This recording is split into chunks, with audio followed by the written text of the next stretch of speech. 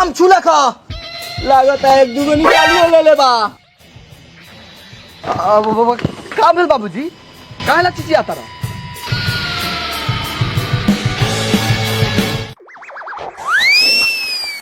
बेटा आम चोरा के खैला के का जरूरत रख हमरा से मांग लेती।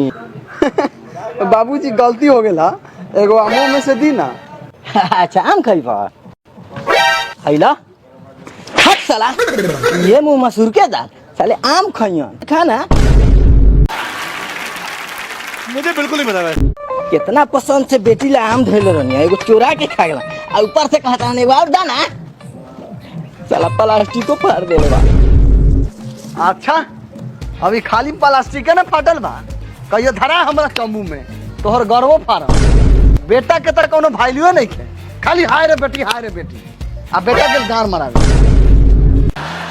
पुलिस ने पकड़ लिया ना मार मार के। तू ना मानबे ना सौगाई हम हाँ ना ना ना ना अभी जा तू यात्रा पे बारा, वैसे भी हमरा माल से भेंट करे जाए के बा।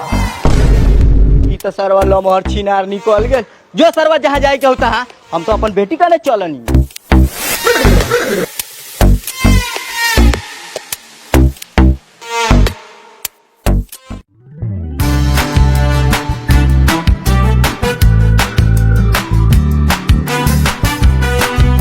राम राम समझी साहब। राम राम। ई का छिला तनी बार छिला तानी लगत नहीं के घास गड़ तानी। उ सब बात छोड़ आज समझी का भैया के रहूं मजा मारा करी हो माने ना तारी मछली के चित्तर फुला दे। समझी जी प्रणाम। खेला करो सब तो पाछे बारू चलो खाना बनाओ।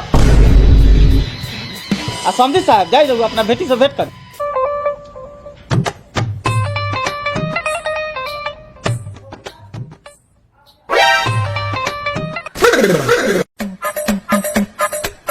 ओ जाती जाती मजाक काहे बनी? पापा हमरे ला कथी लैला? बेटी तोरा ला आम लिया नहीं हां।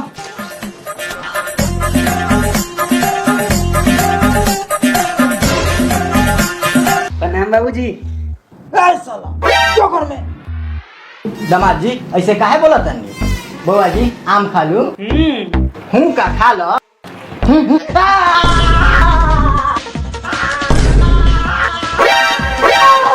अरे बाप रे बाप, अरे दादा रे दादा बाप रे बाप पहले बारी सुतल आदमी को उठा देनी का बेल बाबू छोड़ का दैले भाई देखी। ए महाराज रोज एक दिन धलक तो इतना ना करे बारी हमरा तो रोज धरला का डाली हा डाली और सुन मेरी आदत नहीं के पड़े तोड़ाई। हट हट हट कर साला चल साला पागल के।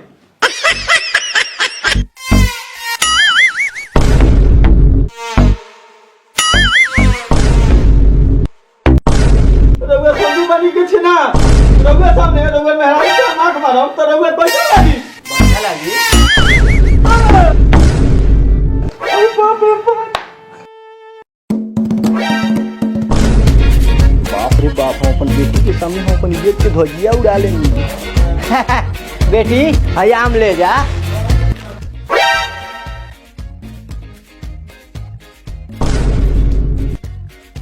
बाबूजी खाली आम लेने की और कुछ हो? रउआ कुछ सुने के चाहता नहीं का? ना ना बाबूजी हम यही पूछनी है।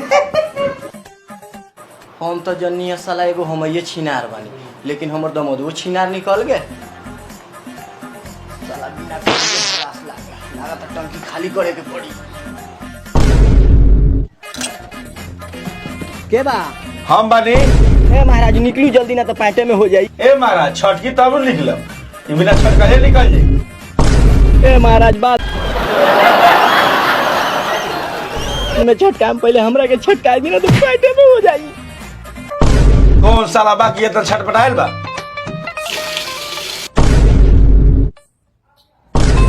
ए महाराज मुंह का देख ले माने जल्दी निकलू ना तो हम चुप जाई। जाओ जाओ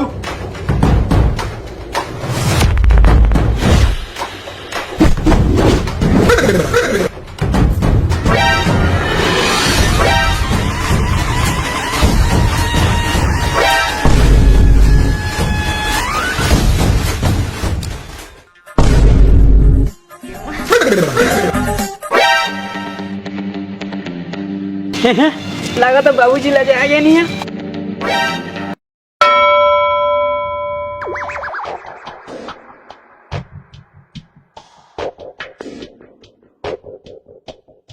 का समझी साहब अकेले अकेले तनका हो समझिए के याद कर लेती। ए महाराज ऐसा बात नहीं बाबू। का कहे के बात समझी साहब बोलू ना। कहे के क्या बा जो नीचे चिकनावा लुकैनी है ऊपर धरूं कि हम सटा सट गीची। इधर सटा घिचू।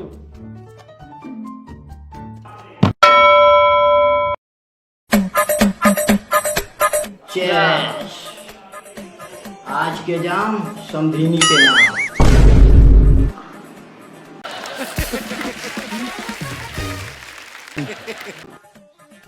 लेकिन समझी साहब रउआ जे भी कही समधिनी बड़ा टाइट बानी। खबरदार रउआ दिने से नौटंकी करतानी। अब अगर नौटंकी करब तो हम भुला जाब कि हमर समधी बानी। समझी साहब खिसिया के निका समझी समधिनी में मजाक होखेला उ सब छोड़ू पैक बनाऊं।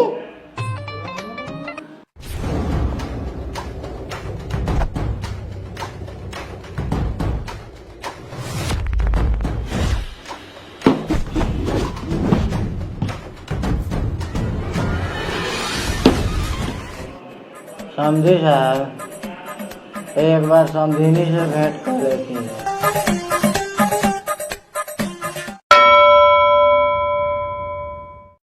कारे मदना का छत में काती घारा चिला करत रहले। हम हाला कैले रहनी। राम राम समझी साहब। राम राम। अब हम चला तानी रात के हमरा से जे भी गलती भेल अब हम क्षमा चाहतानी लेकिन जाए से पहले एक बार समधिनी से भेंट कर लेती। देखो ता बाबूजी ए पर हम 2-4 हाथ लगा दे तो रउआ कहब कि हमरो गलती बा। रे बूढ़ी समझी समझी से मजाक ना करता हुआ तो का तोरा से करता हुआ।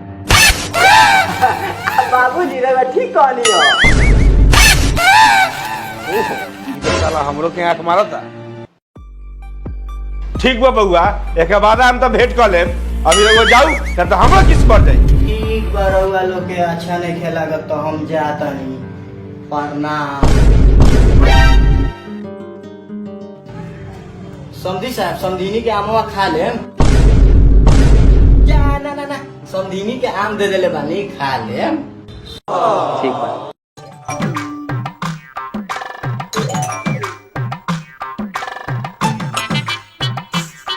रे भाई तोरा बाप के साइकिल होगी पौडिलवा नचावता रे घुस दे। बाबूजी कहला ना तेल लगावेला। तोरा बाबूजी के हम तेल लगाई छोड़ साला साइकिल।